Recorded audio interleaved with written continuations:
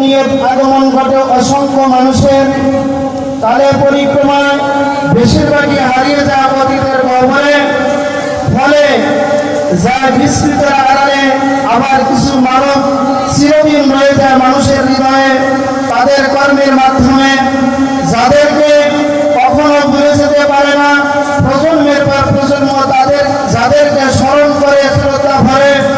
তেমনি এক মহামনীষী ছিলেন মাওলানা আব্দুল হামিদ রহমতুল্লাহি আলাইহি।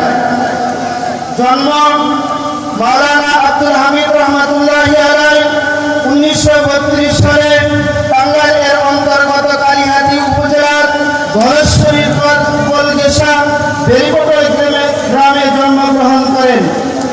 তার পিতার নাম সাদেক আলী আকন্দ ও মাতার নাম বুলু বিবি। দুই ভাই ও দুই বোনের মধ্যে আব্দুল হামিদ ছিলেন সবার ছোট। 13 বছর বয়সে তার পিতা ও 50 বছর বয়সে তার মাতা ইন্তেকাল করেন। শৈশব বেরিকোটলে যাদের ভিটামাটি নদীতে বিলীন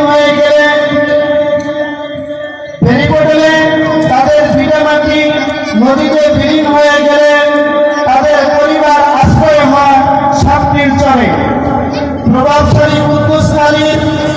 প্রভাবশালী কুদ্দুস হাজির বাড়ি বছর 2 পর ওই এলাকার এক লোক যার নাম মাওলানা মোহাম্মদ আলী ভারতের দেওবন্দ মাদ্রাসা থেকে পড়াশোনা করে বাড়িতে এসে ধর্মীয় শিক্ষার আলো ছড়িয়ে দেওয়ার জন্য নিজ বাড়িতে মক্তব চালু করেন।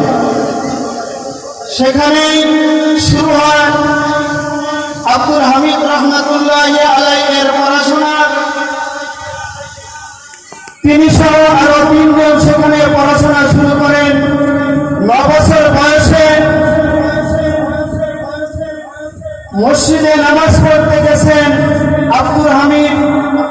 সময় পার হয়ে যায়, ইমাম সাহেবের এখানে উপস্থিত যারা ছিল তারা বয়সে বড় হলেও পড়াশোনার অভাবে ইমামতি করার সাহস কেউ পায় না। অগত্যা আব্দুল হামিদ রহমতুল্লাহি আলাইহি নিজেই হয় ইমামতির ভার। জীবনের প্রথমবারের মতো তখন কে জানতেছে এক পর্যায়ে 300 পরিবার বিশিষ্ট এক সমাজের শ্রদ্ধেয় ইমাম হবেন তিনি। শিক্ষা জীবন মাধবপুরে মামাতো বোনের বাড়ি অবস্থান করে প্রাথমিক বিদ্যালয়ে 3 শ্রেণী পর্যন্ত অধ্যয়নের মাধ্যমে শুরু হয় তার শিক্ষা জীবন। কিন্তু ইলমে দ্বীন যার হৃদয়ে, ইলমে দুনিয়া কি সেখানে জায়গা পাবে?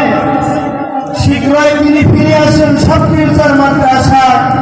জানতে পারেন প্রতিবেশী এক বন্ধুত্ব ক্লাব বড় ভাই পড়তে যাবেন চট্টগ্রামে অবস্থিত সুনামগঞ্জ হাটহাজারী মাদ্রাসায়। তখন তিনি